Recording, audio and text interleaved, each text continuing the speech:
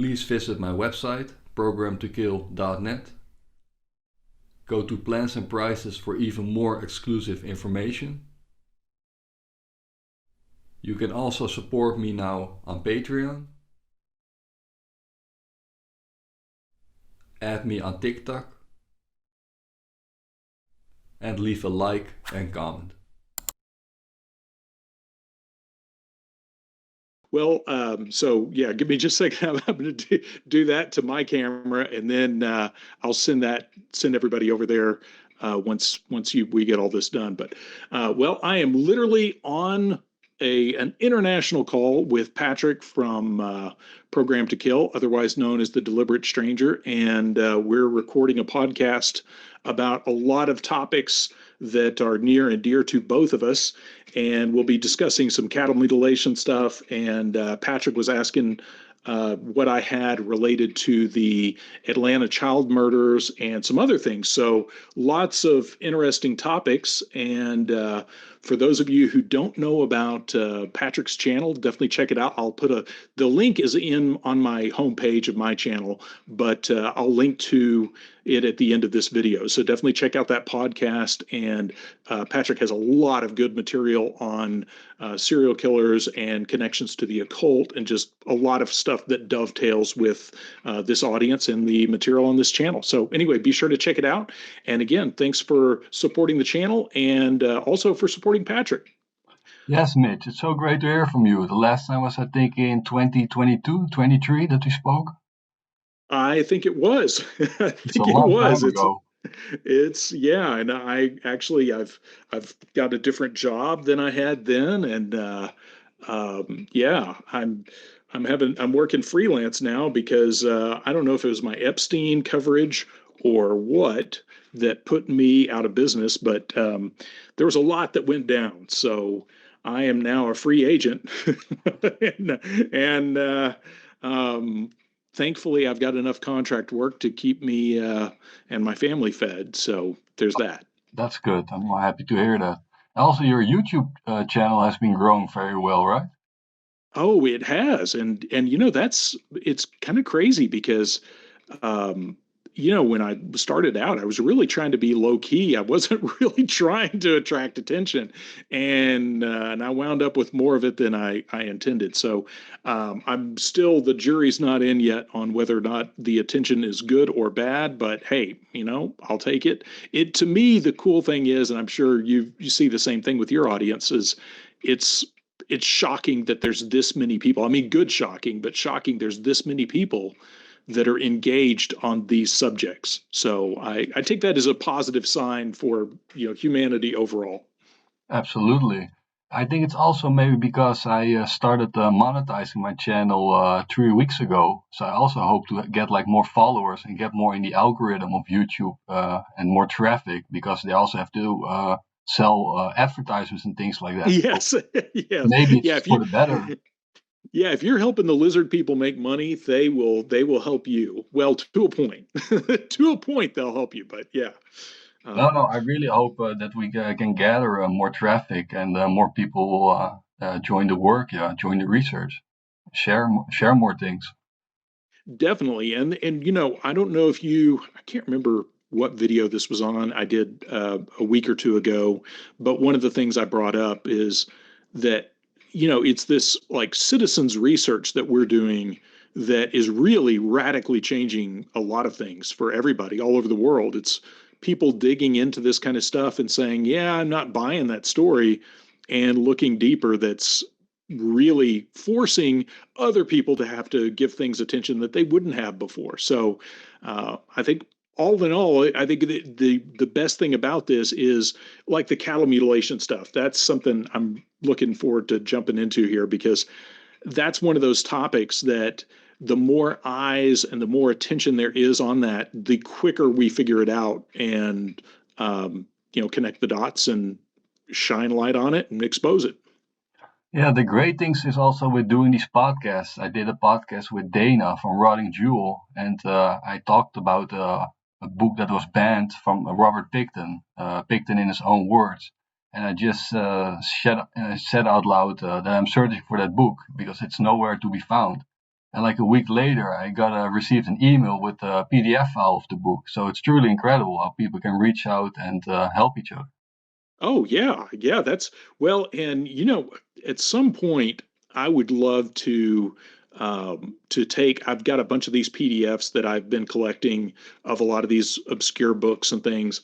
And at some point I would love to actually take them to a printer and have them printed off because I really like the having a real literal book that I can go through Yep. and mark stuff and make notes. And so at some point I would love to do that. And I'd love to compare notes with you about what all you have found in PDF format too, because there's a lot of stuff out there. There were books that you sent over on this list. I printed this out, and there were several books you mentioned that I had not heard of before at all. And in fact, I went online immediately and ordered They Call Me Sister Clemmy. that was one I'd never heard of, and about Henry Lee Lucas. And so, yeah, I hadn't heard about it until you said something, and I went online and grabbed it. So when that comes in, I don't know if you have that one or not, but when that one comes in, I'll talk about it and see if there's anything hiding in there. But when you brought up Henry Lee Lucas, that made me think about Thomas Creech. And have you done much looking into him? Other people did, especially George from CAFDEV, but there's a big link between him and the case of Ted Bundy. They also have been seen at the same crime scenes, things like that. So, but I'm very curious what you have found. Yeah, what kind of document articles did you found in? The only thing, and it was one of those fluke things. It was actually when I was looking up all of the cattle mutilation information, and it was really weird. I actually found when I started really doing a deep dive. I think it was around 2011, 2012, where I started really getting into the cattle mutilation stuff. And I just finished The Family by Ed Sanders, and I saw there was like somebody had done a FOIA request for a bunch of the FBI files on cattle mutilation, and one of the things was a really poor scan of Ed Sanders' work in the magazine We, and which is an adult magazine, and I ran it down, and it turns out it's a two-part article in two different issues, and actually had a lot of really good information in it. So that shocked me that there was more of that kind of information out there, and it's amazing to me how much of that angle that he was pursuing of connections to the occult and connections to like paramilitary groups, all of that has been sanitized, and the official thing is it's aliens. So if you pursue the angle of biological warfare, occult connections, and things like that, and where cattle mutilations are concerned, you tend to wind up running into a lot of friction. Whereas you could talk about aliens all day long and nobody cares. But when I read your email, did you also said there was a connection between Henry Lee Lucas and Thomas Creech? Yeah, well, okay. So when I say a connection, the connection being more, there is a, in here, let me, are you ready to dive right into this? Yes. Also, my notes ready, of course. Let's rock. Okay. All right. And I apologize. I've got the table that you see in my videos right now is covered with adult magazine. It looks like it looks like some crazy stuff is going on in here, but I assure you this is all for information purposes. I buy these for the articles. Okay, let's see. So the interesting thing with Tom Creech, the article this is from We Magazine, February of 1977, and this was like a Playboy magazine, kind of in the same. I think it was put out by Playboy magazine, but I think it was meant to compete with some of the more hardcore magazines. And my only guess is because they were trying to launch this new publication, they were willing to put some articles in there that normally wouldn't see the light of day just to get people to buy the magazine, because some of these articles are actually pretty good. and then, as far as I can tell, this magazine didn't last very long. But this is We Magazine, February 1977, and I was going through some of these magazines on eBay. I was trying to find, because sometimes you can find some crazy stuff in some of these older publications, and it's an exclusive profile of America's most prolific mass murderer. Because, of course, this is before Henry Lee Lucas. But it says Tom Creech, the all-American death angel. Tom Creech was into Satanism, drug running, organized crime, bikers gangs, and murdering people, more than 30 of them at last count. And it goes on to what he describes, what he discloses in this is very similar to Henry Lee Lucas. And it's been a while since I've read that whole article in its entirety, but I don't remember anything like the Hand of Death, but he does refer to, like, there being a very overt occult connection to what he was doing. I think I remember reading that article. I think George sent that to me. Has it like a red background? Yes, it does. Yep. And then the interesting thing is the treatment of it was very much like Henry Lee Lucas. It was, maybe he really didn't do all this stuff, because he starts confessing to just all this crazy stuff, and then immediately the official story went to, well, he's just a pathological liar, and there's probably nothing to this. And I think he's only officially charged with like maybe a couple of murders, but the early accounts like this, we're talking about, what all the guy was admitting to. And there was a lot of stuff like Henry Lee Lucas. There was stuff that he was telling the police at the time that they had unsolved murders in those areas. And, so anyway, so when I say connection, I mean more in that respect. A lot of, I should say, similarities between the two. Of it looks like a very Hand of Death-esque angle to Thomas Creech. Yeah. You're also aware of the author John Norris, right? He also wrote that book Horn of the Goat, and I was also looking for that, since I think early 2000s, like almost 20 years. Oh, good night. Yes, you had told me about that, and I saw it. I think after you mentioned it, I saw it on. It was going for like $1,000 or something on Amazon. On Amazon, yeah. And at some point, that's the thing about the memberships and all that. That's the main thing. Since I've got my day job, any extra money from any of this, I've been trying to put towards finding all these rare books. So if I can run it down, if I can use that to run down that you say it's a Horn of the Goat. Horn of the Goat, yeah. But I think the seller that is now offering it is not very reliable. I saw a lot of unreliable feedback, so I think it's a fake sell. But the publisher of the book is called Shadow Lawn Press. Have you heard about that? Because there was another guy 3 years ago, and he received a message from Shadow Lawn Press that they were reissuing the book. They were going to reprint it, and they also offered him for an advanced reader's copy. But they never made any contact with him again. But do you know anything about that, about Shadow Lawn Press? Maybe we can contact them more. No, I haven't heard of them. And another one like that I keep hearing about, and there's been a bunch of people that have commented on some of the videos that have also looked for this, but it's Objective Evil by Roy Blake. Are you familiar with that one? No. That one, now that is one I would really like to get my hands on. And I would love to know, I've tried to do interlibrary loans. I've tried to do all kinds of things. I cannot find a single copy anywhere. And did you found the picture of the front and the back one time? No, I haven't even seen what the book even looks like. So it was originally cited, I think Dave McGowan mentioned it. I think it's in his bibliography for Program to Kill. And the whole thing with that book is Objective Evil. It's all about the military and like special forces and whatnot, and the connection to occult groups. And between and that, of course, shout out to people who know. Please message us.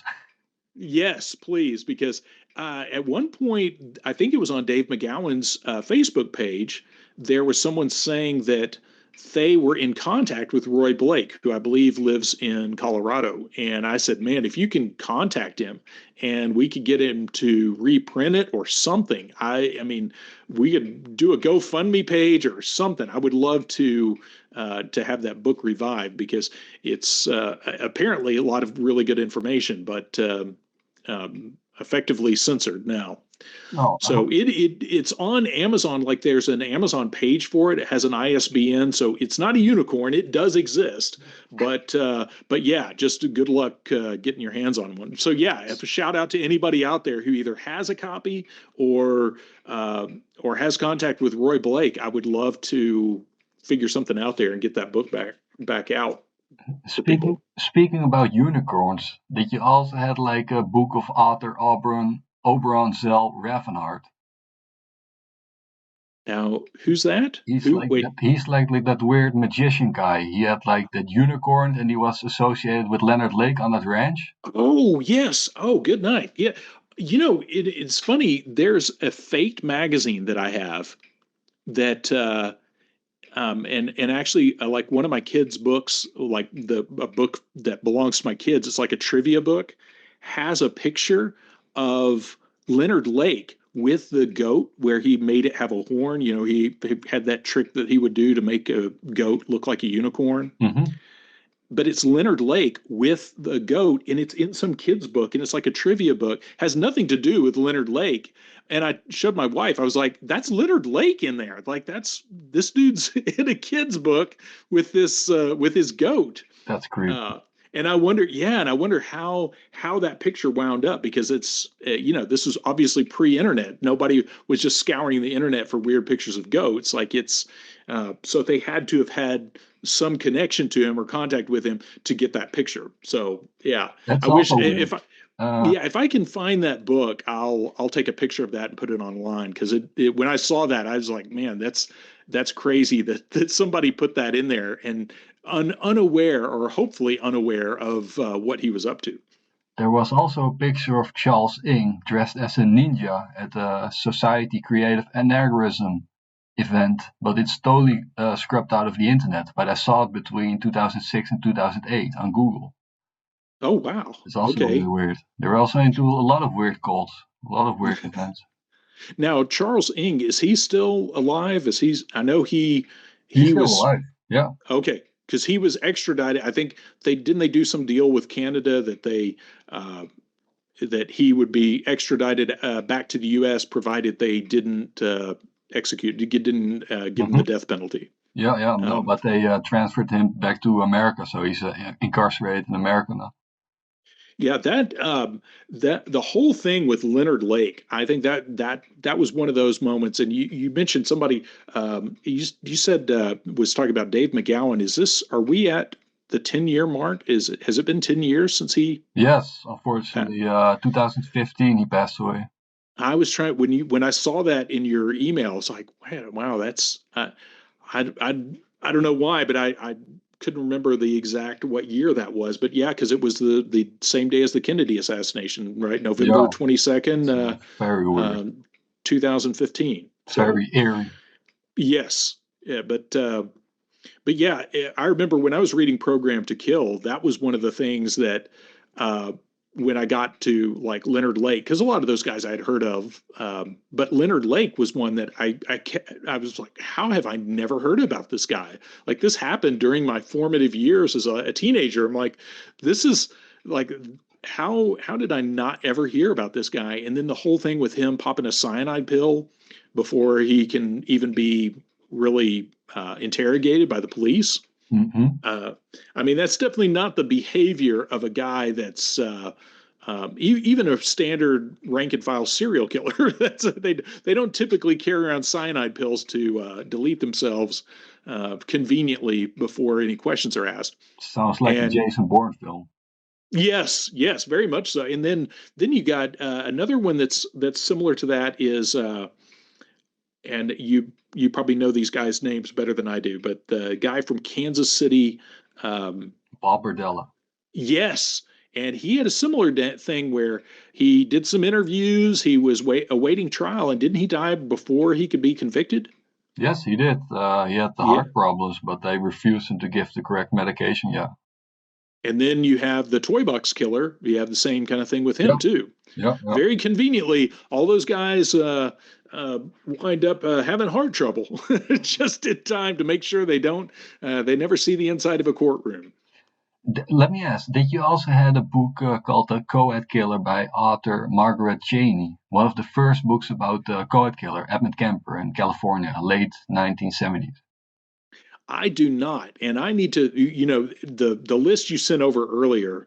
I'm now going to use that as a shopping list because there was a bunch of books that you put in here.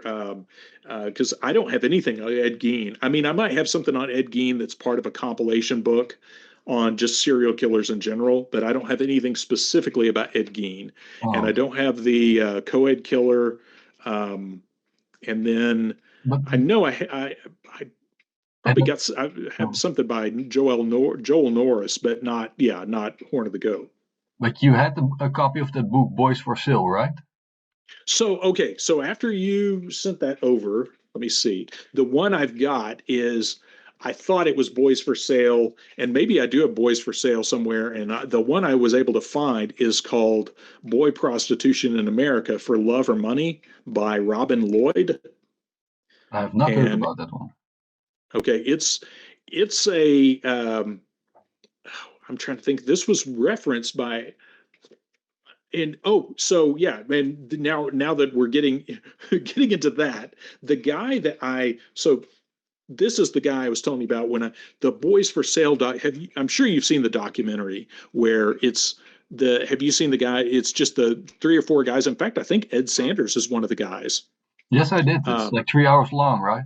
Yes, and they're talking about all the child prostitution and all that stuff, mainly down in like the Houston area, Yep. which makes a lot of sense because growing up in Texas, Houston, Houston is like the that's where all the hotshot executives are. That's all the oil executives, all the big, a lot of the big financial companies and stuff like that. There's a lot of those places down in Houston. So if there's ever going to be a place where you're going to have a lot of um, that kind of activity, Houston would definitely be a hotbed for that, and a lot of international traffic in and out of there because of the oil industry. And then Austin, of course, Austin is a big tech hub, and yeah, Austin attracts a lot of strange stuff. But the guy that um, let's see, the case. So this is a Texas Monthly article that I found, and I found this because I watched that documentary, and it bothered me enough that I was like, okay, I want to figure out who is this guy, and is there anything else on him?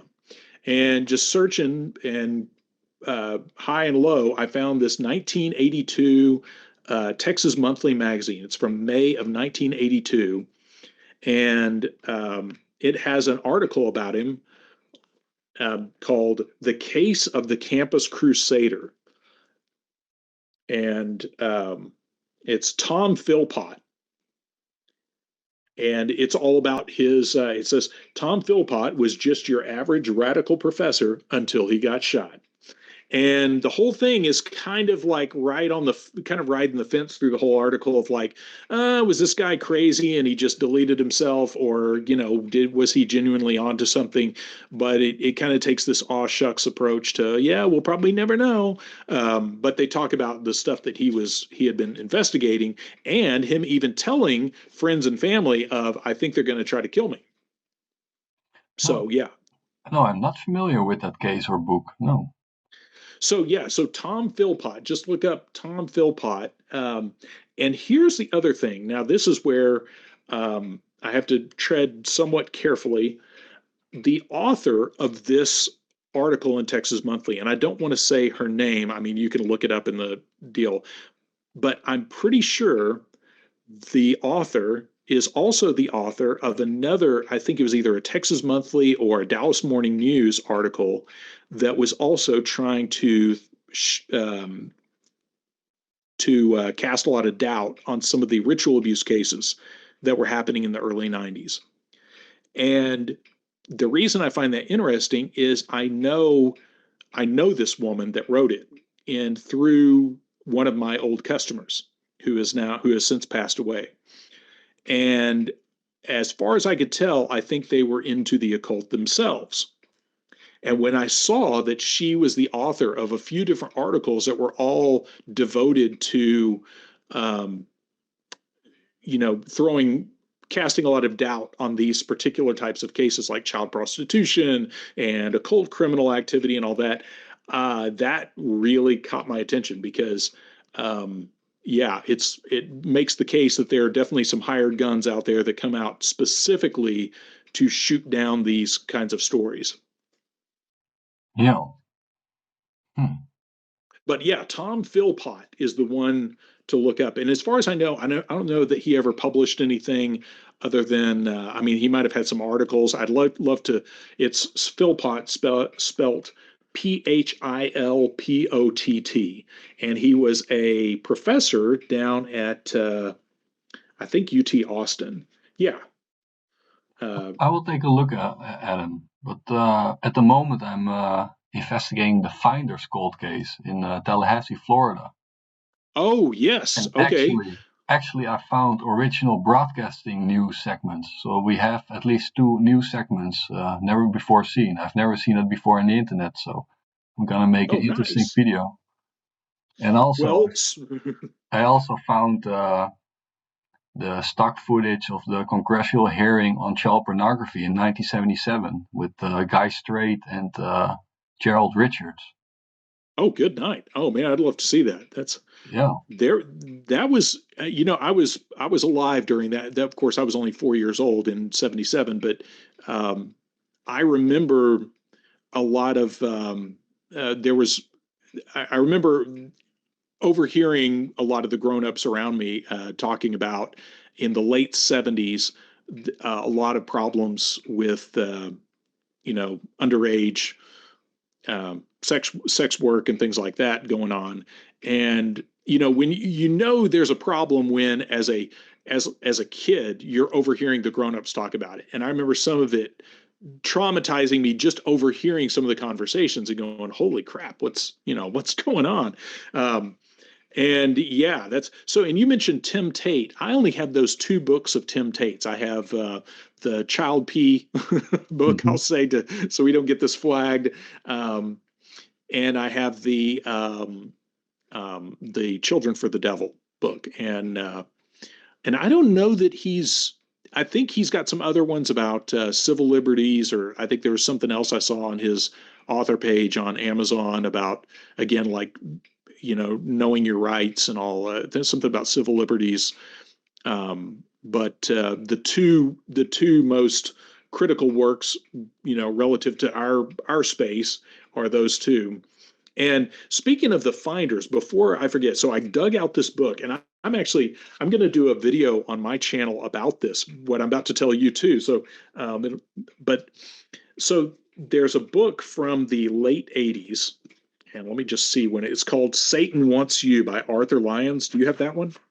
No, but I looked it up on archive.org just before our call now, and I read a few pages, and it was interesting, yeah. Especially the book was, I think, written in like late 1990s, early 2000s. Oh, no, well, this one, now it might have been republished, but it was the original, the copy I have was printed in June of 1988, and that's the first printing. But this one is all about, it's really designed to kind of sanitize modern Satanism and say that, this is all a modern day witch hunt. People just don't get the whole Satanist thing. Overall, it's kind of what you would expect from a pretty mainstream book, trying to just say, yeah, it's just, religious hysteria that people are getting upset about. But on page 151, it's citing the New York Times. It says, actually, it starts on page 150. It says, in some cases, however, the search for excitement has led to a waste of police manpower, the harassment of innocent individuals, and the embarrassment of the police agencies themselves. On February 5th, 1987, for example, police in Tallahassee, Florida announced a press conference that they had arrested two well-dressed young men at a local playground in the company of six dirty, disheveled, insect-bitten children ranging in age from 2 to 7. After a search of their van turned up photographs, quote, consistent with a satanic cult, end quote, including pictures of ritually mutilated animals, Tallahassee police charged the two men with aggravated child abuse and announced that they belonged to a, quote, bizarre satanic cult called the Finders, headquartered in Washington, D.C. The children, the police claimed, had been given up by their parents to the cult, which was part of an international child pornography network. As far as we're concerned, a spokesman told reporters, this goes from coast to coast and from Canada to Mexico. Adults are encouraged to join this group, and one of the stipulations is that they give up the rights to their children. So that's all quoting the original article. And then it says, on the basis of the arrest, Washington, D.C. police and the FBI searched the local headquarters of the Finders, but came up with no evidence to back up the allegations of Satanism. After an anonymous tipster told police that they could find human remains on a Finders farm in Virginia, the authorities spent a week digging, but found nothing. Newspapers like the New York Times, which had played up the, quote, satanic cult angle, began to work their follow-up stories more cautiously, labeling the Finders a 60s-style commune. Within a matter of days, the allegations began to fall apart. The Washington police issued a statement saying they had turned up no evidence linking the Finders to any criminal activity. Selective perception seemed to have played a role in their investigation when it was revealed that an ominous gravestone observed by one detective on the Finders' property turned out to be a statue of angels, and a, quote, satanic circle of stones, end quote, was in a neighbor's field 70 yards away. And anyway, they go on that it's maybe another paragraph after that, but essentially they're trying to take the teeth out of the Finders case, and this would have been like a year later. So, But they forget to mention the medical record showing that at least 2 children were indeed sexually abused. Yes, and the death threats, the phone calls to the group home where the kids were that was unlisted. Yeah, I found there's original news articles, about that they were threatened. So that to me, so I keep this book for no other reason than the fact that it talks about the Finders, and they obviously knew enough to be able to step around the problems with the Finders. So, and then play it off as, oh, it's just a big misunderstanding. And we know now from, all the leaks and all the police reports and all the people that worked on the case that came forward later that it was not a misunderstanding, and they were told to back off. What was it they said to the Metro PD? They said this is a CIA internal matter. It is crazy. Just every person walked away scot-free in that case. Yeah. How's that possible? Yeah, it's all about who you know, Patrick. It's not what you know, it's who you know. And I think the Finders obviously knew the right people. So if we go back to Tim Tate, I read only his book CP, an investigation, but that is a really incredible, amazing book. I really got astounding information from that about the European and American pedophile rings. Yes, and there's a few different interviews. He's actually given some interviews lately. I say lately, in the past few years. I've found a couple of different interviews. He did one with Ed Opperman, and I think he did one with Nick Bryant.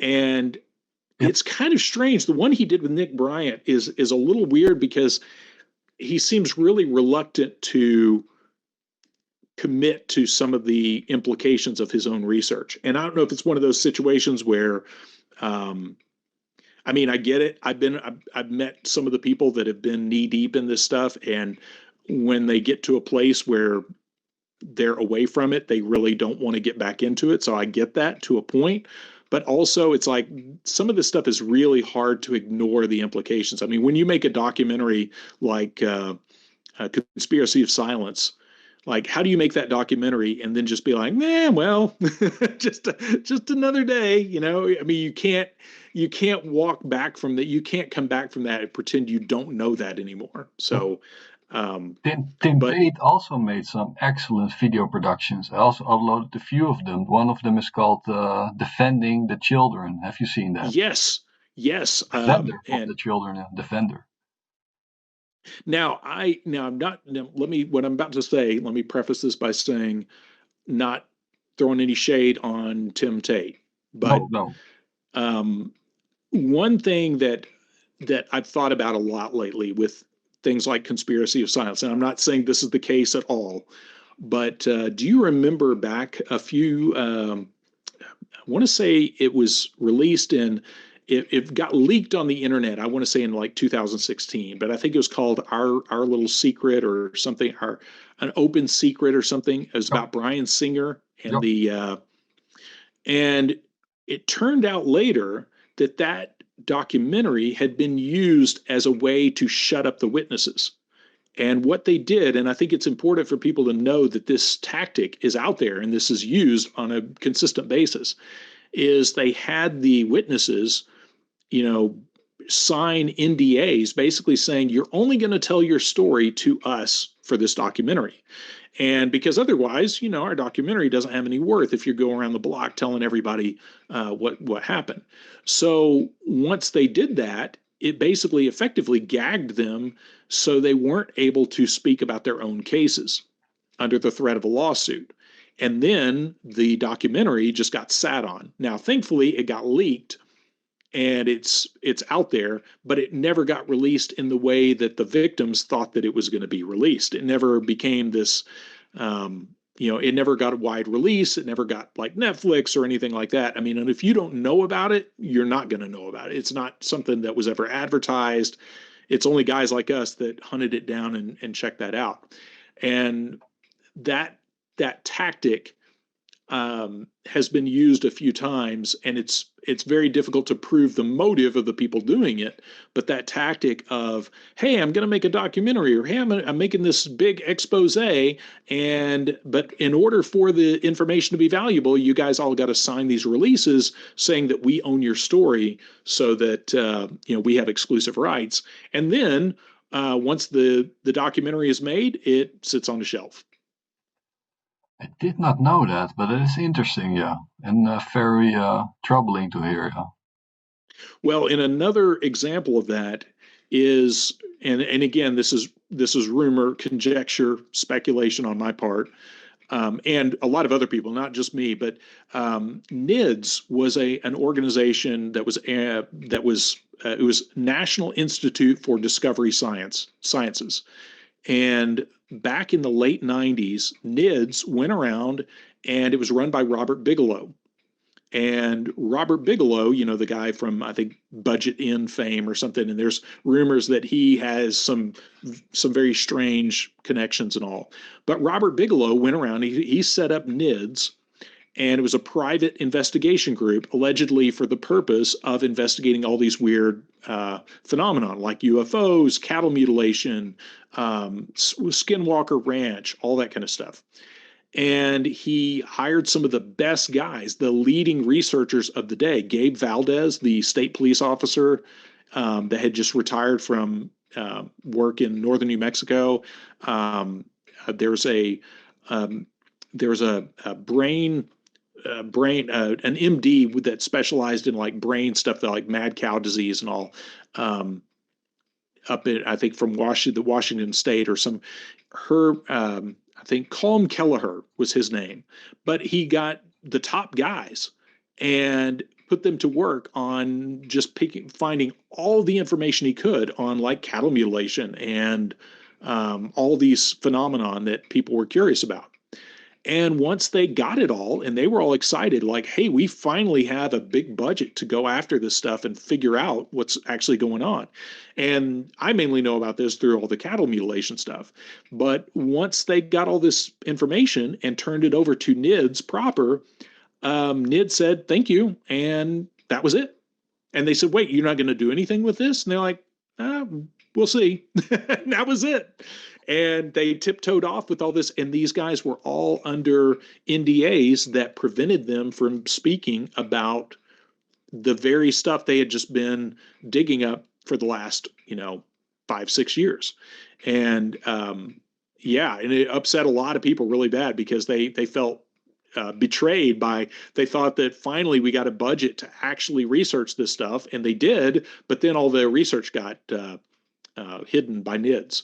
So NIDS is another one of those that's worth looking into, just because of that whole episode was just a very strange way to, this everybody was excited that there was finally this big private funding for all this research, but then all the research just gets hid in a safe somewhere.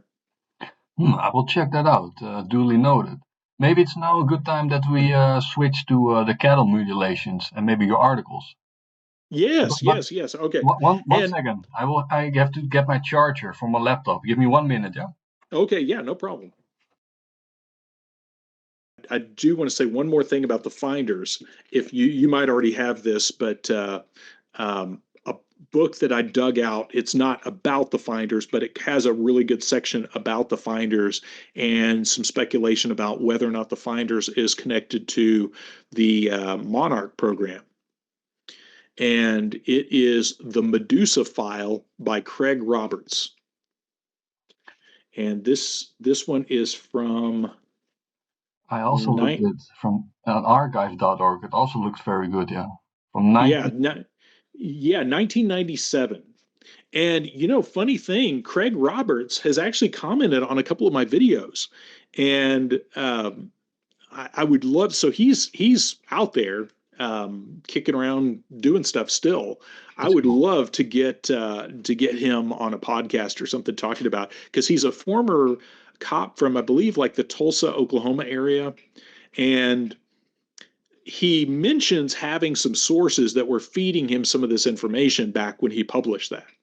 So I would love to know now what exactly he had access to, who was saying what, because there's a lot of obscure stuff in the Medusa File from the 90s. Like there's a train derailment that he talks about in there that I'd forgotten all about. That was a really big deal at the time, where someone had intentionally sabotaged the rail lines for an Amtrak train. And it could have been way worse. I think it killed maybe like 5 or 6 people, but it could have been a way bigger accident.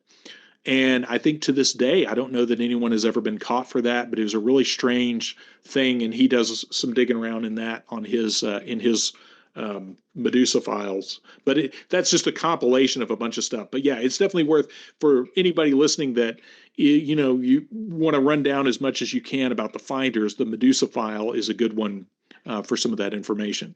Did you not send him a comment because he was replying on your videos? Did you send him a comment? Yeah. I said something to that effect of like, hey, I'd love to talk to you some more, but it's one of those things too. I get the same kind of thing where somebody might say something in a comment, and then a year goes by, and you're like, wait, I should follow up on that. So I need to bug him and see if because I found his YouTube channel, and like I said, he seems like a nice guy, an accessible guy, and yeah, he would definitely be a fun one to talk to. Yeah, it is a miracle how fast we can arrange something. So if we can do it, other people can. Exactly. That's part of it. Is Patrick, I have no life. I'm not into sports. I'm not don't do the NASCAR thing. So if I'm not doing my day job, this is literally what I do. So come on, man, you have children, right? Oh yeah, I have kids, and they provide human shields for me when I go poke around in places I shouldn't. So there's that. Yeah. No, I'm also a little bit in the same boat. At the moment, I also have a very dull personal life, unfortunately. Not a lot of dating and not seeing friends. A lot of friends moved out. I had a lot of foreign friends, and they moved to their own countries. But I'm closer now to family, so that's positive. But I'm also not really living for the research, man. I'm only doing research. Oh yeah, and it's kind of hard to walk away from this kind of research. It's like this is this is big stuff that you can't just, Impossible. you can't know some of this stuff and walk. If you can, there's something wrong with your moral compass. If you can Yeah. just look into this and be like, huh, that's crazy. And what's on TV tonight? Yeah. But so and real quick, just you're in Belgium, right? Yes, I am.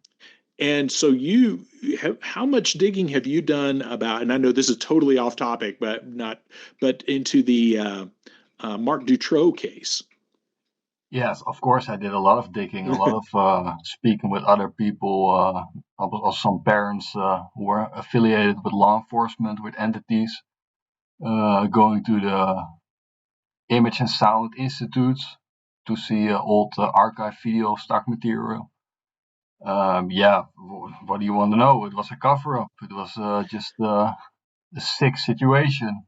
I wish the country was really going under and there was really some change, but I don't know. I think they also manipulated the events to their advantage. So only maybe the march was impressive, like 300,000 people on the streets, all dressed in white. But we also have that now after Corona, and you know.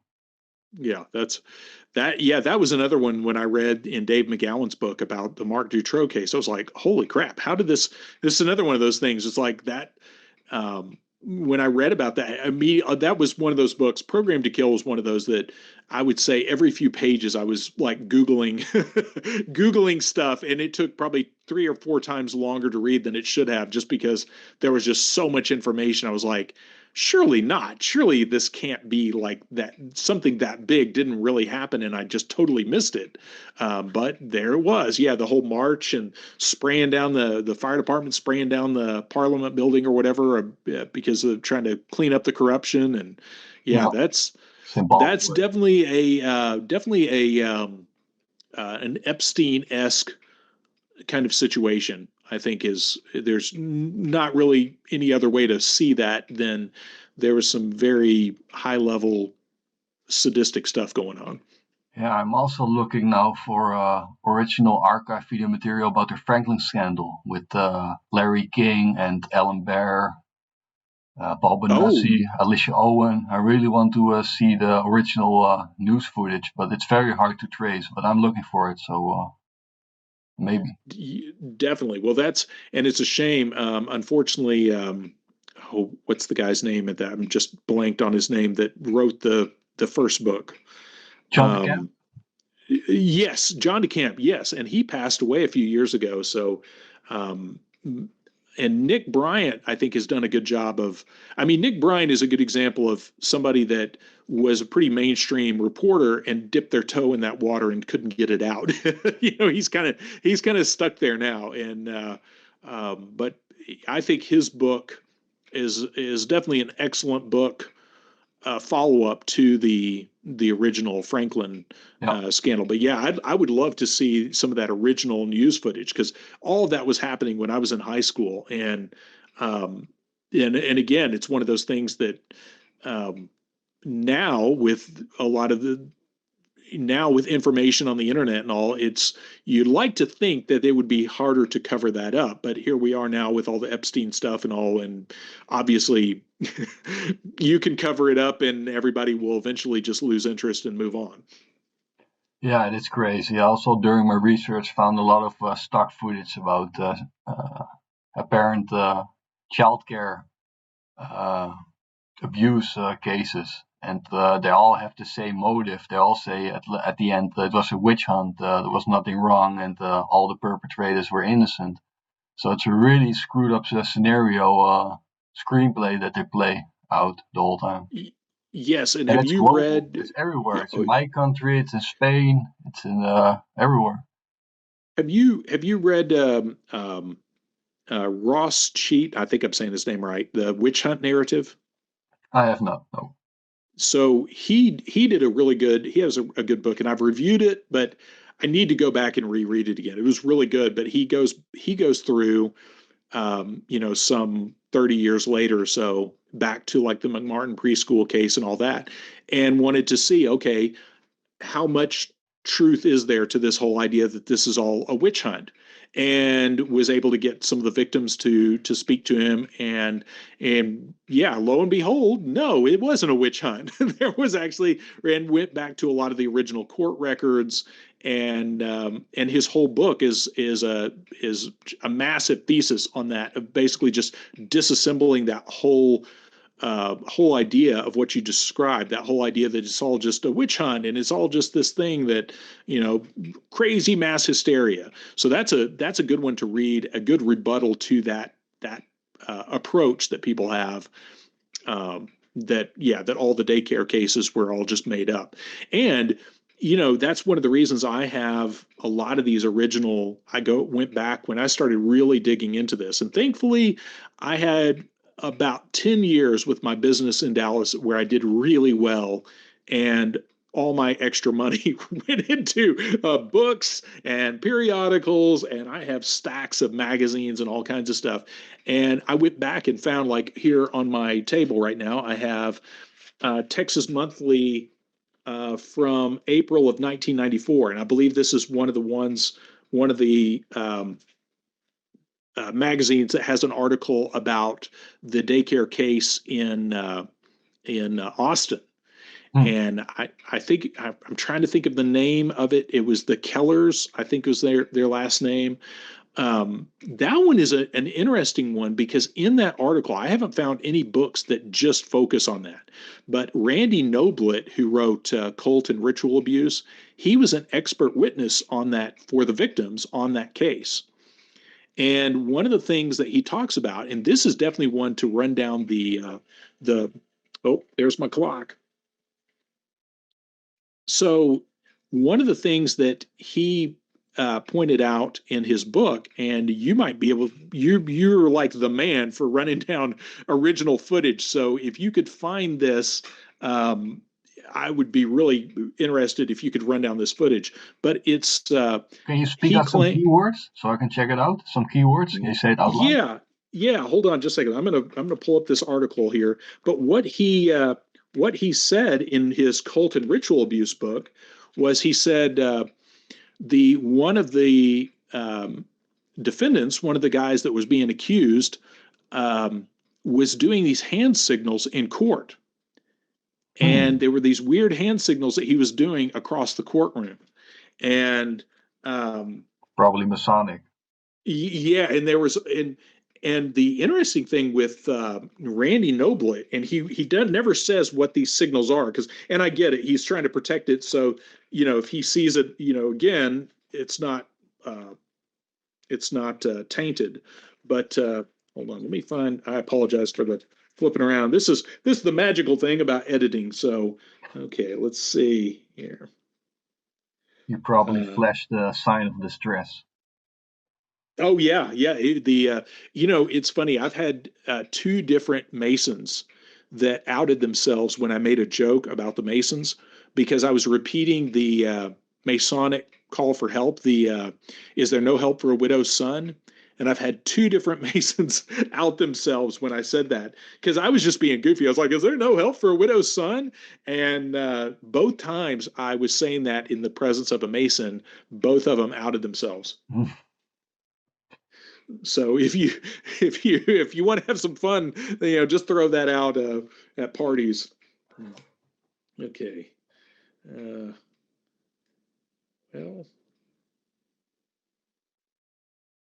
Okay, Fran's Daycare is the case, and the article, and this is another article that's kind of walking the fence on, gee, is this even really a real thing? These kids probably are all just making it up, and it's these crazy radical therapists and all. But it's The Innocent and the Damned is the name of the article, and this is in Texas Monthly, April of 1994, and it's Fran and Dan Keller. And they had a daycare center that was, I'm trying to remember the thing, their kids, and turned them into Satan's slaves. But a lot of the kids that were involved in that still hold to their story and say, oh yeah, that's what happened to us. The interesting thing about that case too is when one of the little boys that was abused and was testifying in court about it, he said they were reading what to do to the kids from a book. And I would love to know what that book is. No, I can't recall having heard from this case again. But yeah, Fran and Dan Keller, and they've since been, they served, I think, about 30 years in prison, and they were exonerated not too long. It was right around the same time as the West Memphis Three. And that's one of those things, too, that really gets me. When you start digging into these cases, even these cases where there's a lot of really damning evidence when you actually are reading the court documents, and then there's this effort to go back and sanitize all these cases and get these people out. There's also a group, I think they were called the San Antonio Three or the El Paso Three or something, but there was another group either in San Antonio or El Paso, and it was three girls that were also involved in like a ritualistic daycare kind of case. And I can't remember if it was either in El Paso or San Antonio.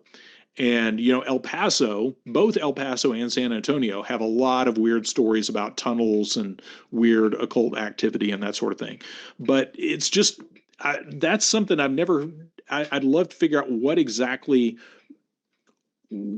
what the driving force there is behind the effort to sanitize some of these cases, like the Fran and Dan Keller and some of those to overturn that. It almost seems like a public act of saying, hey, if you know we're our people are in control, and we're going to demonstrate it by going back and letting all these guys out. It would be one reading of that. No, I'm definitely gonna look it up. Maybe I can find a Wikipedia list of all the daycare sexual abuse cases in America. I have to look it up. Yes, definitely. Well, okay, so you wanted to move along to cattle mutilation. Yeah. So, so two books before I get too far, because I am interesting books reviewed. I am that guy. So, so I have two books that both by Christopher O'Brien that are.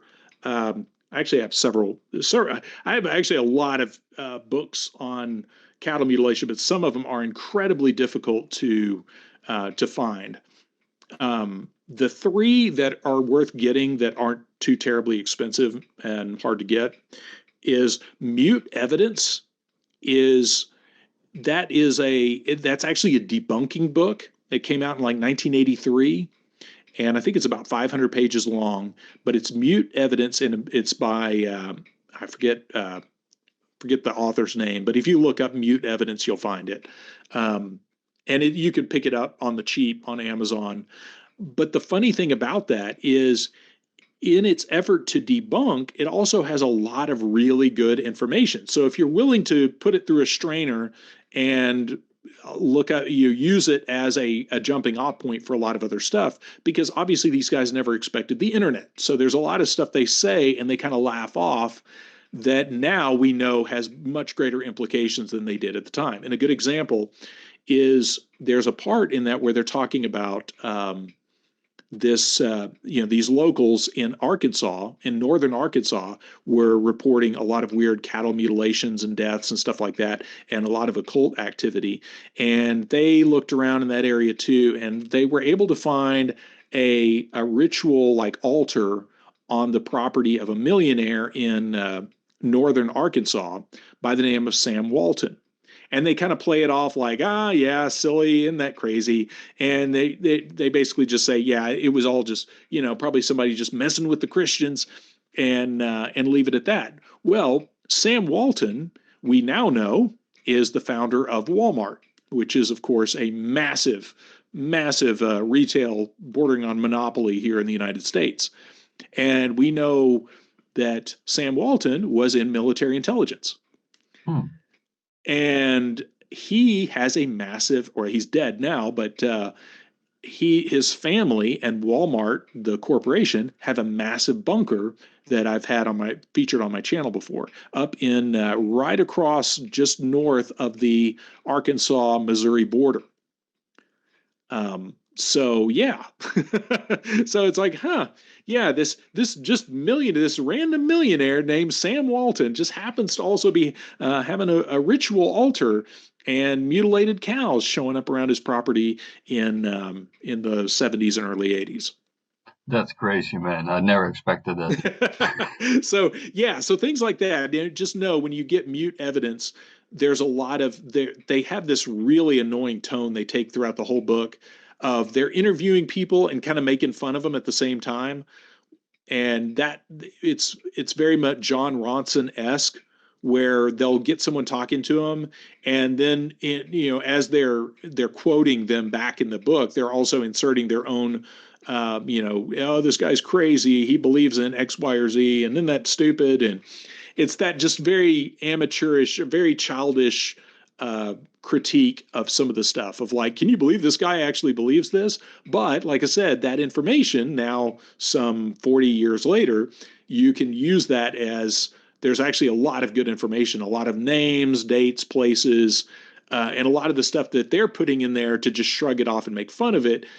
Guys like us can take it and you start pulling at that thread and you find out, no, there is actually a lot to it. So anyway, there's mute evidence. And then there's 2 books by Christopher O'Brien, who he is a paranormal, mainly kind of paranormal UFO researcher he was living in Southern Colorado in the San Luis Valley. And he wrote The Mysterious Valley and Enter the Valley back in the late 90s. And both of those are good if you can get your hands on them. Some of those can kind of be expensive now. But he was the first author that I ever saw or that I ever read about that talked about all the helicopter activity around cattle mutilation sites. And I was like, wait, what? And this, of course, is when I was pretty green to all this. And I was like, I was looking at this as an alien phenomenon. And his book was the first one that really made me rethink that wait, there's consistently all these helicopters, and why has this been removed from the more mainstream UFO literature, that all the weird helicopter and paramilitary activity has all, again, kind of been strained out, leaving behind only the alien kind of stuff. So Christopher O'Brien wrote a whole book just about cattle mutilation called Stalking the Herd. And I think it was released in like 2015 or maybe 2012 or so. Oh, 2014. But Stalking the Herd by Christopher O'Brien. And it's put out by Adventures Unlimited Press. And it takes a very ambiguous attitude about what the thing is that's happening. He examines it from like an occult perspective, paramilitary, like weapons testing and UFOs, and never really comes to any definitive clue, but you kind of understand why when you realize who he was hanging out with. David Perkins wrote the introduction for that. David Perkins has since passed away, most likely from just old age. But Thomas Adams died in kind of relative obscurity, and Thomas Adams was one of the first guys to really put a lot of effort into documenting all the helicopter activity around cattle mutilations. And Tom Adams had a kind of partner in crime, so to speak, a guy by the name of, let's see if I can find his name, Gary Massey, I think was his name. And Gary Massey, this is really tragic and messed up. Gary Massey turned up allegedly dead of a suicide. Like he killed his dog, set his house on fire, and then shot himself while his house was burning down, allegedly. That sounds not realistic. Yeah, exactly. And the interesting thing is Gary Massey and Tom Adams were the dynamic duo of cattle mutilations. Sorry, I got to silence my phone. They were the guys that back in the late 70s, early 80s, they were going around investigating all kinds of cattle mutilation, and they were really good about. They didn't have an agenda like it's got to be aliens. I mean, they were they were encouraging people to send in leads from all over the country, and they compiled them and then published them as a newsletter called Stigmata. And there's another really good book that's self-published out there, but it's really excellent. It's basically someone compiled all of Thomas Adams' work into a book called Bloodless Cuts. And I think you have to buy it off their website, but it's definitely worth it. I think it's like 50 or 60 bucks, but it has all of Thomas Adams and Gary Massey's work. And it's documenting all their issues of Stigmata, where all these people across the country turning in, submitting firsthand accounts of cattle mutilation. So lots of really good stuff. And one of the books that got me looking into that was his self-published book called The Choppers and the Choppers. And it's all about helicopters related to cattle mutilation. Yeah, let me ask you, after you have reading those books, what do you think it is? Is it like a mix of psyops and actual animal mutilations and testing of alien technology? And what do you think? Yeah, so I think this is where things get very complicated, and there's definitely a psychological warfare angle to it. And that's why you really have to go back and look at some of the earliest cases and look at the ones, especially where it looks like they got interrupted, because there's a few of those where they left behind like surgical equipment and stuff, and you start seeing that these weren't magic. Like there are plenty of cases where they were leaving behind clues, and they were very, very possibly the MO was picking up the cow by the back legs or picking it up and then dropping it back down in a field once they were done with it, because a lot of them had broken legs from being dropped, most likely. So they weren't, it wasn't like there were no footprints anywhere, because most likely it was done somewhere else, and then they drop them in a totally different location. So there's a lot of that that's been deliberately mystified in the literature to make it look more impossible than it really is. And that's where you start getting into a lot of the stealth helicopter research. And there's a Hughes helicopter, sometimes referred to as the Quiet One. I think it's a Hughes 500 that was modified for special operations work in the Vietnam War. And they were doing some pretty advanced stuff with that all the way back, in the Vietnam era. And of course, that's around the same time that we start having a lot of these weird cattle mutilations. So one theory is that, in fact, this was actually in one of the Stigmata articles that put out by Tom Adams. Someone submitted this as a possible theory, and I think this is possibly one piece of the puzzle, is that these could be training exercises for special operations, where they're going in, doing this stuff, and they're deliberately picking difficult cows to train special operation personnel to be able to go in and black bag somebody and then drop them back off. So, that's, I think, is a pretty compelling theory. Then you get into a lot of the weapons research. So here's my personal opinion is I think it's actually several things happening and I think where we, as the people watching this stuff and researching it, we have to remember these guys know they're being watched.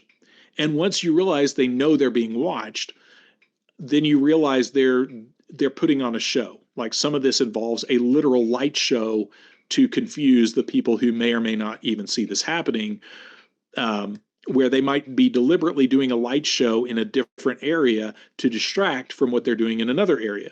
And some of this is for the purpose of, I think, one is a psychological warfare thing, to just a tactic to almost this kind of myth making of creating these impossible scenarios that have to be aliens, or they have to be some other boogeyman or whatever. So I think there's possibly an element of that happening.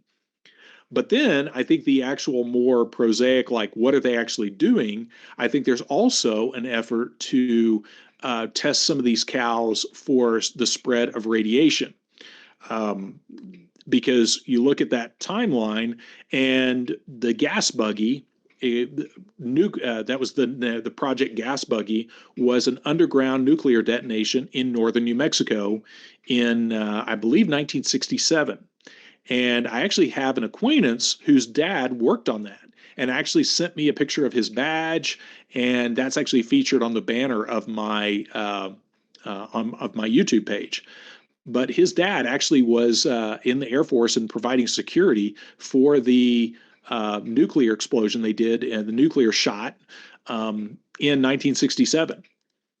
And unfortunately, by the time I found out that I had that connection, that this guy, we were close enough that if I had known about this sooner, I could have interviewed his dad. But by the time we put together that we both knew about this, and his dad was one of the guys on that project, his dad had really bad dementia to a point that he said, yeah, he's not gonna be able to talk to you. But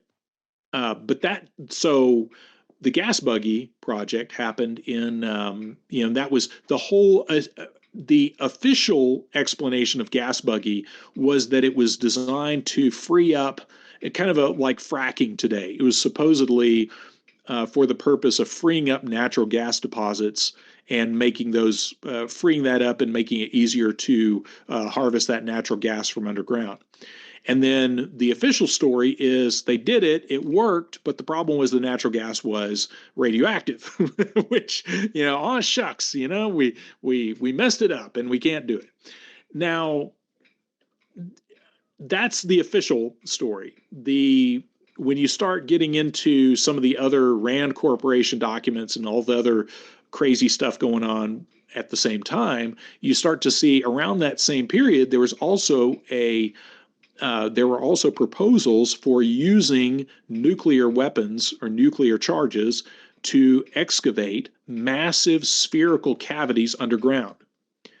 And that if you detonate a nuclear device far enough underground, I forget, you have to be so far down for this to work, but it essentially creates a perfect sphere underground. And then that perfect sphere can now be turned into an underground facility or a natural gas reserve, or you could use it.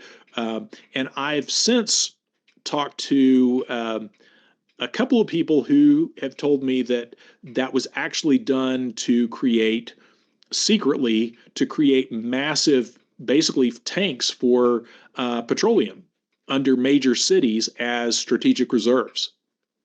Now, is that really what was going on? Who knows? But one guy told me that he actually oversaw the safety for a shot they did like that under Las Vegas.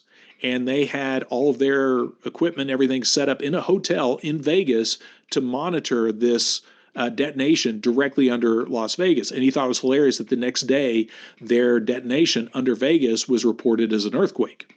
And when in reality, it was them blasting out this spherical cavity. Crazy. Never heard about it. It sounds like art practices. Yeah. So, and I know it sounds like we're getting away from cattle mutilation, but are we really? That's one of those things you start to see all this activity is very possibly all related. And so I think there's possibly monitoring of, periodical monitoring of the food supply, because otherwise you would say, well, if you're just doing military testing, just go grab some cows and, keep them on a government ranch and shoot death rays at them or whatever and do your thing. Yep. But if you are monitoring the food supply to make sure it's not being contaminated or whatever, that would be one approach. The other approach that's a little bit darker is if you are deliberately monkeying with the food supply, the cows in that area of Colorado, New Mexico, and rural West Texas would be a good control group, because those cows would not be tainted by the things that you might be doing to the high density feedlot cows. So that's another angle to look at.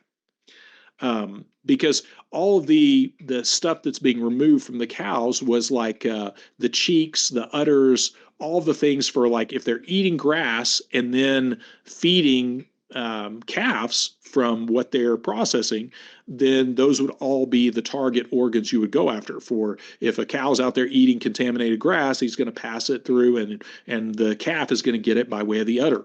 So it makes sense that those would be things you would get. Yeah. And also, if you're doing germ warfare, if you want to see how something spreads, a biological agent, say you're not testing something that's lethal, you're testing the dispersion method. So you're testing something that is designed to disperse a chemical or biological weapon over, say, a 20 square mile area. Okay, so cows would be a good way to do that, and then see which ones were actually ate the stuff that you dispersed, and see how effective your dispersal was. So there's several of those things, and my personal kind of working hypothesis on this is that some of those programs were being done for monitoring the food supply. There was also probably some biological, chemical warfare stuff being done. And then once they realized that people were seeing this, then they started adding a layer of psychological warfare into it to just muddy the water and confuse the hell out of anybody trying to make sense of it. Yeah. So, smoke screens. Yes. Was there also an interesting article Ed Sanders wrote that you maybe can quote a few? Oh, yes. Let's see. Okay, so, and man, this is where, and so the mutilation mystery is this is a two-part deal, and he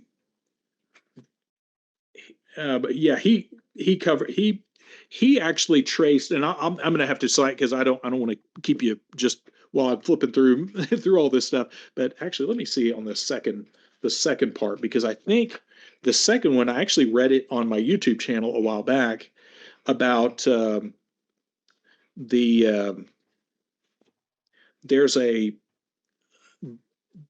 were some of the cows turning up with like nicotine in their system.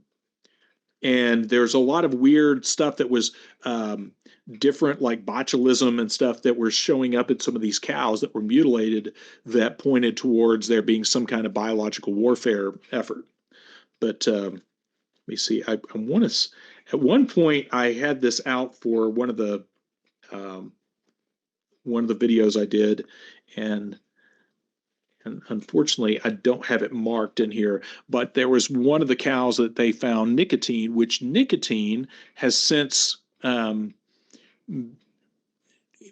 all the COVID stuff, it came out that nicotine was actually an antidote, I think I'm saying that right, for some of the COVID symptoms. And there was some of the cows were like had high like vitamin B levels, like somebody had they had been deliberately contaminated, and then someone was treating them for whatever contaminant they got. So there's some weird stuff like that that's really strange. Now, here's where this, to add still one more layer of intrigue on this whole thing. Most of the mutilations in New Mexico were occurring on or close to Indian reservations. And the thing with Indian reservations in the United States is that is sovereign territory.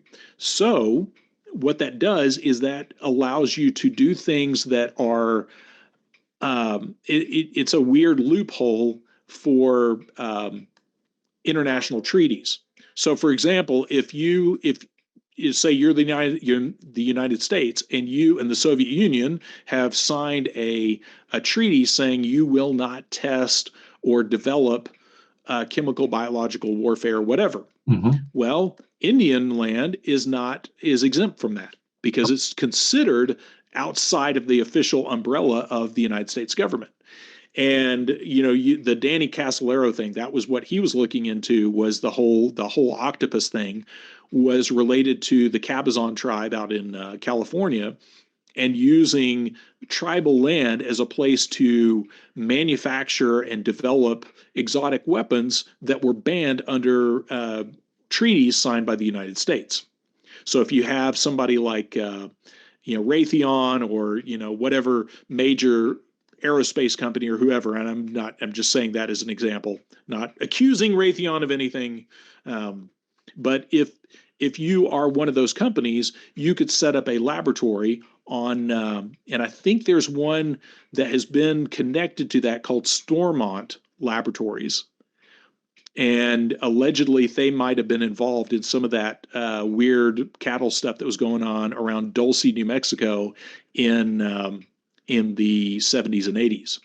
So yeah, so but that angle, the tribal land angle is really, there's some weird stuff there, because the Redding Ranch that I've covered on my channel, I've made several trips out there, and that area is incredibly rugged. And so when I first learned about some of that stuff back in the late 90s, me and my dad made a road trip up there, and we drove his poor little Chevy Nova all the way around that mesa, just absolutely destroyed the suspension in it.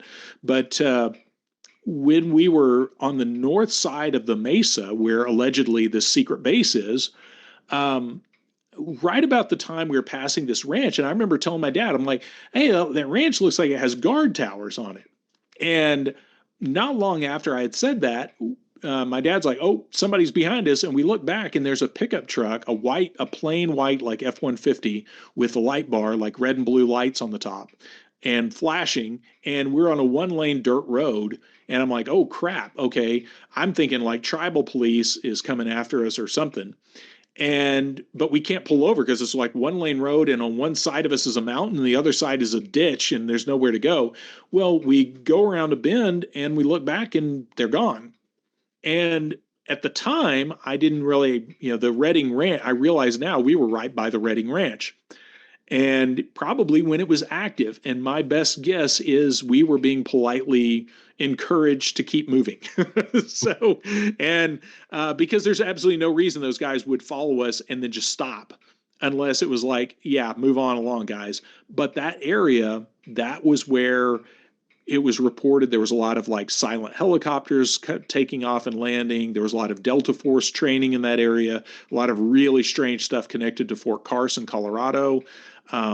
Just lots of stuff. And if you go to that area, if you go to the Dulce, New Mexico area, it's really difficult to get any of the locals to talk to you. They are very closed off. It is a reservation town. You cannot live in Dulce, New Mexico unless you're a tribal member. So right there, they know when you come into town, you're white dude, you don't belong there. If you're not, and everybody's cordial if you stop at the gas station and fill up with gas, but it's just a very strange attitude in the whole town. And there are rumors that a lot of people that are aware of that stuff, they don't want to jeopardize the money going to the tribe by talking, is one of the theories. And I think that's probably pretty accurate. No, I think you're right. I think it's certainly a high possibility that they take these locations because that legal loophole. Yeah. Well, and if anybody listening to this is kicking around that area of southern Colorado, like the area of Pagosa Springs, down all the way down to like Dulce, New Mexico, or Chama, New Mexico, I would love to hear anybody that's in that area has any stories about that, because in my travels to that area, I've made a lot of trips out to that area. And the people that will talk to you, almost everybody has some crazy stories to tell of seeing weird lights, weird military activity, all kinds of stuff. As long as you don't sound just totally off your rocker crazy, as long as you don't lead with anything nuts, they'll talk to you and they'll start telling you some stuff that, like seeing weird military convoys out in the mountains and guys in uniform running you off, but no insignia, just camo or black uniforms, with fully armed, telling you to get away from a specific area. And so anybody that has been around that area, I'd love to hear more from anybody that actually lives out there and is willing to talk. Have you ever visited Truth or Consequences, New Mexico? I have not. And isn't that close to where the Toy Box Yes, it murders was. It were? was that was Okay, okay, location. Yeah. yes. Okay, yeah. Sadly, that is an area I have not. I need to make a road trip out there. That is definitely a potential road trip. So I tell you what, if there's anything you want me to specifically look for or get any footage of, let me know. And that's I live Great. closer to New Thanks. Mexico than I used to, so it's easier for me to go to New Mexico Yeah. now, and I'm about 3 hours, maybe 4 or 5 hours from White Sands Missile Range, and that's another weird area. There's a lot of weird stuff goes on around Las Cruces and Alamogordo, in that test range area. I mean, that range is so expansive. They have a highway that cuts right through the middle of the test range, and they'll shut down the highway when they're firing cruise missiles along literally over the highway, because that's how big the range is. I also want to ask you, do you own any physical copies of the rare Australian magazine Fatal Visions? Have you heard No, and about that? that was another one you mentioned that I was like, okay, one more thing to deplete my bank account. So how? Yeah, it's a. I saw that in the fatal. Yeah, tell me about that, because that's the first I've ever heard of it. It is a magazine where people are sharing stories, and it's about politics, about the entertainment industry, but also about serial killers. And a lot of serial killers have written letters and communications with the authors and sharing stories. But there are a lot of different articles about the Hand of Death cult, about Gerald John Shaver, about Ted Bundy. Oh wow. Okay. Well, okay. So before I forget, another weird little side item here related to the Hand of Death. Hmm. There is a book about the CIA from it was either late 70s or early 80s, called Company Man, and it was like the author's name, and it's a pseudonym, but it's Company Man by Joe Maggio, and I'm pretty sure that's the title. And it's a paperback, and I don't think when I got it, it wasn't that hard to get, but I'm sure now that we're talking about it, it probably will be hard to get. But it's all about a guy who explains the whole process of becoming a CIA contractor, and how they paid him, how they trained him, how they deployed him, and basically how he worked as a mercenary, and some of the stuff he took part in. And he's he takes a lot of the stuff, and changes some stuff ever so slightly, some of the details about it. But one of the things he mentions is a training facility that was kind of off the grid in the Florida Everglades, and that's where they did a lot of their training for, like, their wet work they were going to be doing overseas or wherever. Yep. And the crazy thing about it is, obviously, he says the work they did was secret enough that even the local police didn't realize that they had this camp. They were doing this stuff. And if you've read The Hand of Death, you know that's exactly what Henry Lee Lucas described. And Yep. the thing that he talks about that's the really dark part is, he said a highway patrolman or somebody found out that they had this facility, and some of the CIA guys took this guy and threw him into the fan of one of those swamp boats and chopped him up. Hmm. No, I definitely have So to take a yeah, look at that book. I think I heard about it earlier, but I forgot to make a note about it. So I have to make a screenshot and look it up on Amazon. yeah. Yeah, Company Man by Joe Maggio. And that alone, that one little bit, when I read that, I was like, oh crap. I wonder if he's talking about the Hand of Death place, so that would, I mean, all that lines up. But he makes reference to a few different CIA facilities, and then just changes the name ever so slightly. I forget, there's a Camp Perry, which is, I think, a legit camp, but he calls it something else in the book, where he did some of his work. But There was also an old magazine called Paranoia. Have you heard about that? And have you a copy of one of those issues? that one I've heard about, but I haven't seen it. I think I've seen a few people reference it, but I haven't gotten my hands on it. But have you?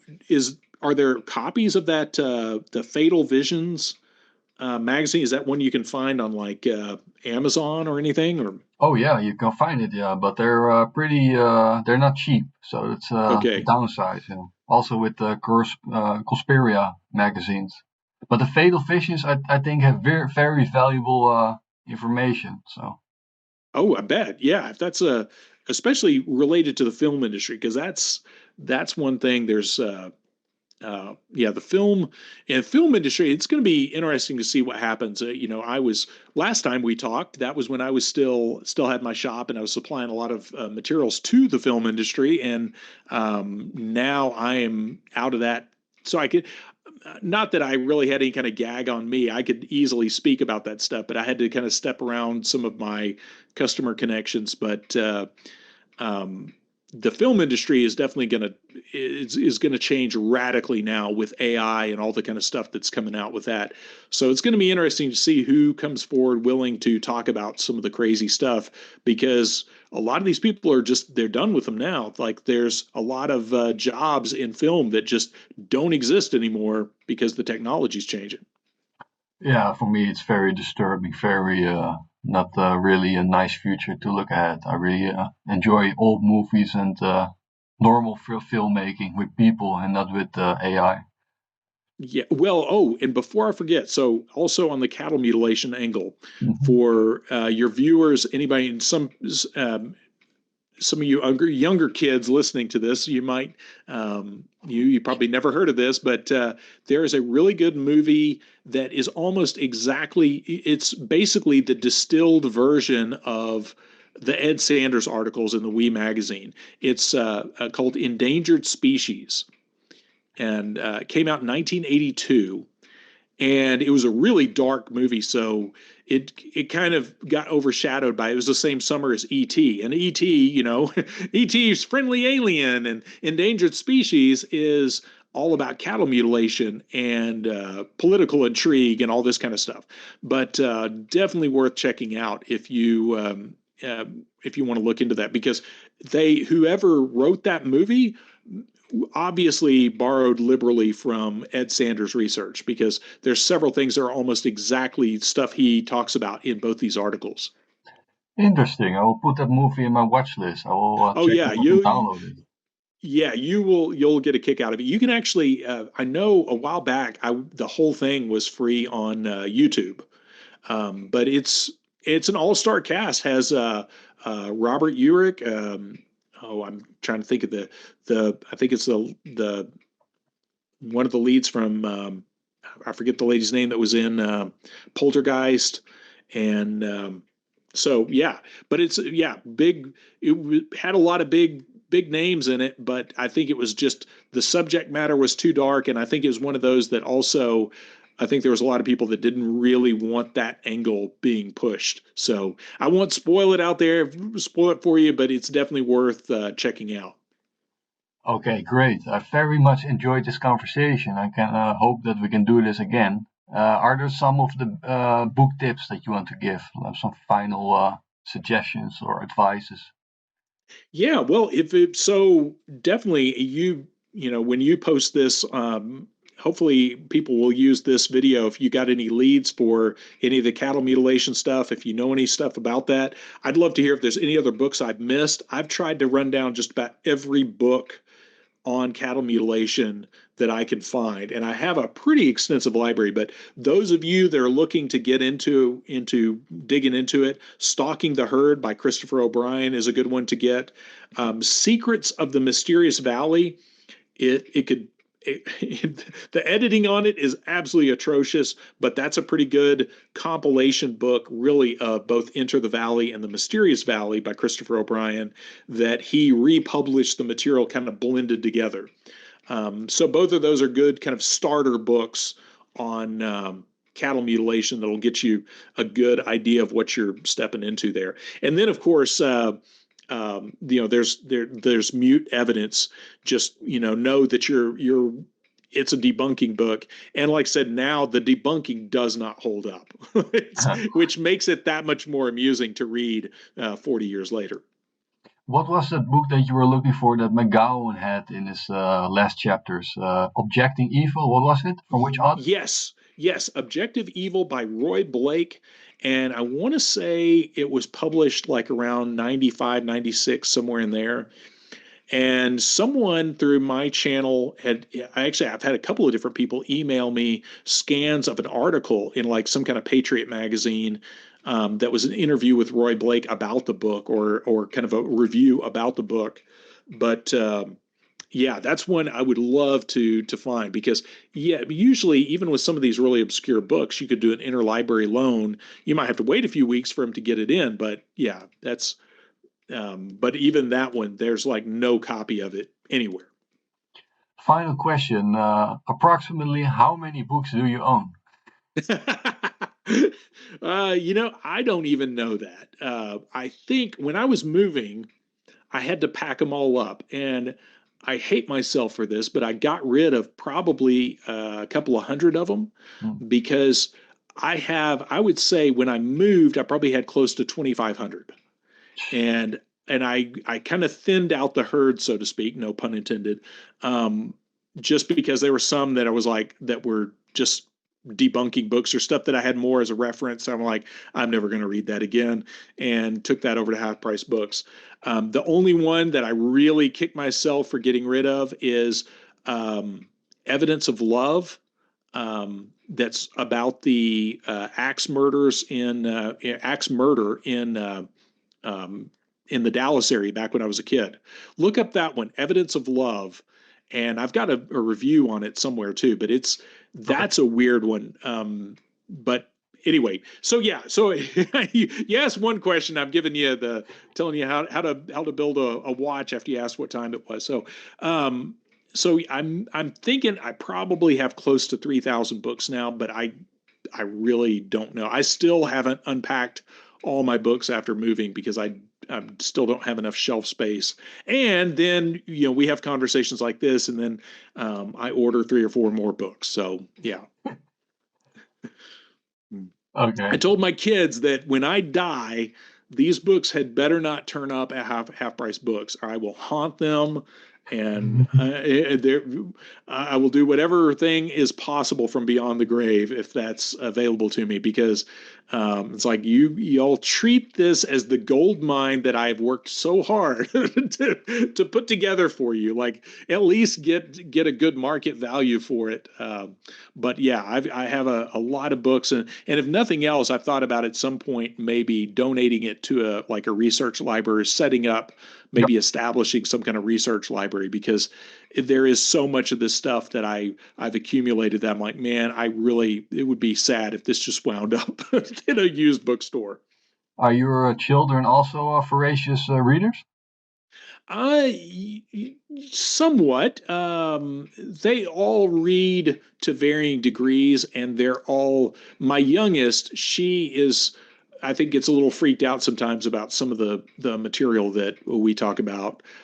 So she's kind of lived a sheltered life, but my older two are old enough to really understand this stuff, and their eyes are open to a lot of the foolishness. That's great to hear. Okay, I hope we can do this again, and everybody go to Interesting Books Reviewed, and there you see one of the best commentaries on any book given. So Excellent. Well, hey, Patrick, thanks for having me on, and yeah, we'll definitely have to do it again. Thanks so much. Have a good day or night. Bye. Okay. Yeah, you too. And yeah, just let me know, man. Anything, any leads or any research you want me to see what I can do on this end, man. I'm always game for it. I sure will. Thanks so much. And keep an eye out on my new videos, especially about the Finder's Cult. Definitely. And all right. Well, I guess we'll talk again later. Okay, man. Bye-bye. Bye. Okay. Talk to you later. Bye.